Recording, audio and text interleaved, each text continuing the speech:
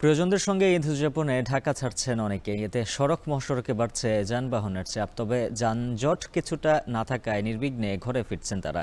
এ নিয়ে বিস্তারিত জানাতে ঢাকা ময়মনসিংহ মহাসড়কের দীঘারকান্দা থেকে যুক্ত আছেন সহকর্মী হারুনুর রশিদ, টাঙ্গাইলের কালীহাতে এলেঙ্গা থেকে যুক্ত আছেন সহকর্মী কাউসার আহমেদ। শুরুতেই জানবো ময়মনসিংহের চিত্র। হারুন, জানাবেন মহাসড়কের পরিস্থিতি কেমন দেখছেন, আর ঈদযাত্রা নির্বিঘ্ন করতে আইন শৃঙ্খলা বাহিনীর পক্ষ থেকে কী পদক্ষেপ নেওয়া হয়েছে?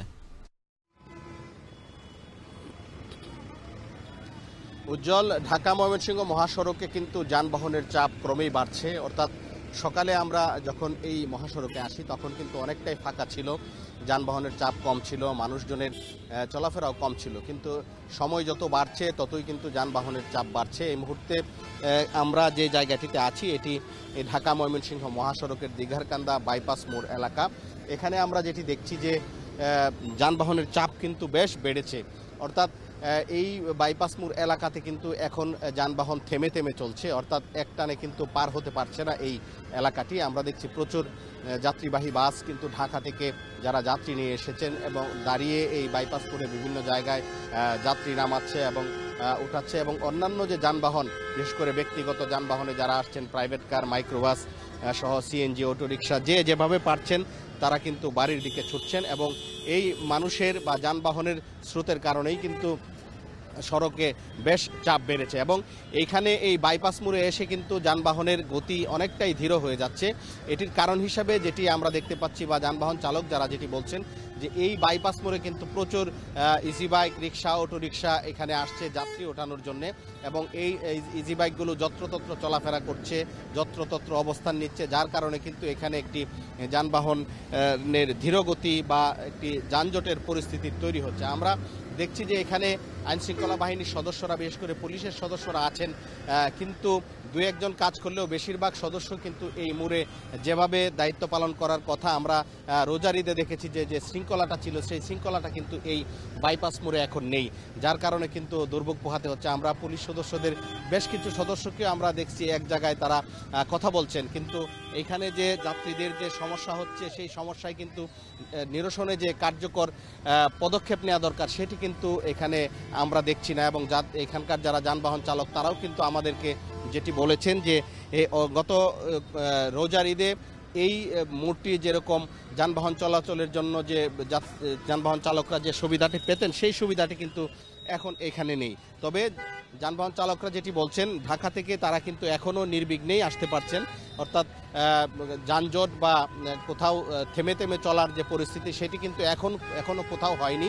কিন্তু এই দীঘারকান্দা বাইপাস মোড়ে এসে কিন্তু কিছুটা ধীরগতি হচ্ছে। এটি ইজি বাইক, রিক্সা, অটোরিকশার কারণে, এবং আইনশৃঙ্খলা বাহিনীর বা বিশেষ করে পুলিশ সদস্য যারা দায়িত্ব পালন করছেন তারা সঠিকভাবে দায়িত্ব পালন না করার কারণেই কিন্তু এই অবস্থা তৈরি হয়েছে বলে তারা আমাদেরকে জানিয়েছেন। তো এই ছিল আমার কাছে ময়মনসিংহ থেকে সর্বশেষ। এলেঙ্গা থেকে যুক্ত আছেন সহকর্মী কাউসার আহমেদ। কাউসার, জানাবেন সড়কে যানবাহনের চাপ কেমন সেখানে, আর ঢাকা টাঙ্গাইল মহাসড়কে সম্প্রতি বেশ কয়েকটি ডাকাতির ঘটনা ঘটেছে, সেক্ষেত্রে ঈদ যাত্রায় আইন শৃঙ্খলা বাহিনীর তৎপরতা কেমন? উজ্জ্বল, আমার পেছনে দেখতে পাচ্ছেন যে যানবাহনের চাপ রয়েছে। স্বাভাবিক সময়ে 18 থেকে 20,000 যানবাহন এই মহাসড়কে চলাচল করলেও ঈদকে ঘিরে এই চাপ বেড়েছে প্রায় দ্বিগুণ। আমার পিছনে দেখতে পাচ্ছেন যে গণপরিবহনের সংখ্যা কম থাকলেও ব্যক্তিগত যানবাহন অনেকেই খোলা ট্রাকে জীবনের ঝুঁকি নিয়ে বাড়ি ফিরছেন। তারা বলছেন যে অনেকেই আধা ঘন্টা থেকে 1 ঘন্টা দাঁড়িয়ে থেকেও তারা গণপরিবহন না পেয়ে এই গরুবাহী খোলা ট্রাক বা পিকআপের ঝুঁকি নিয়ে কিন্তু তারা গন্তব্যে যাচ্ছেন। আর এদিকে এই মহাসড়কে এখনো কিন্তু ডাকাতির সংখ্যা করছেন এই মহাসড়ক ব্যবহারকারীরা। তারা বলছেন ঈদকে ঘিরে কিন্তু এই ডাকাতির একাধিক ঘটনা ঘটেছে টাঙ্গাইলের মির্জাপুর এলাকায়। এই ডাকাতির ঘটনায় গতকাল 5 জনকে গ্রেপ্তার করেছে জেলা গোয়েন্দা পুলিশ। এ বিষয়ে টাঙ্গাইলের পুলিশ সুপার জানিয়েছেন যে ডাকাতি রোধে তারা মহাসড়কে তৎপরতা বাড়িয়ে দিয়েছেন। এছাড়াও পুলিশের মতো র্যাবের সদস্যরাও রাতে পুলিশের তাদের টহলি তৎপরতা বাড়িয়েছেন ডাকাতি রোধে। পুলিশ সুপার জানিয়েছে এছাড়াও ঈদযাত্রা নির্বিঘ্ন করতে তারা এই মহাসড়কের প্রায় 65 কিলোমিটার এলাকাতে প্রায় 6 শতাধিক পুলিশ 4 শিফটে দায়িত্ব পালন করছেন।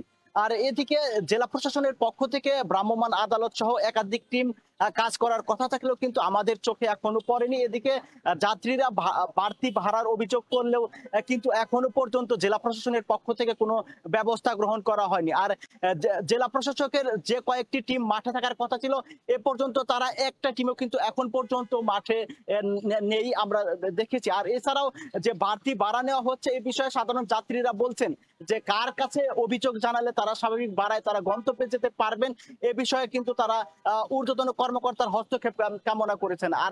আর এছাড়াও রাত 12টা পর্যন্ত গত 24 ঘন্টায় 33,000-এর অধিক যানবাহন যমুনা সেতু পারাপার হয়েছে। এতে টোল আদায় হয়েছে 2,85,00,000 টাকার উপরে। এই ছিল আমার কাছে সবশেষ তথ্য।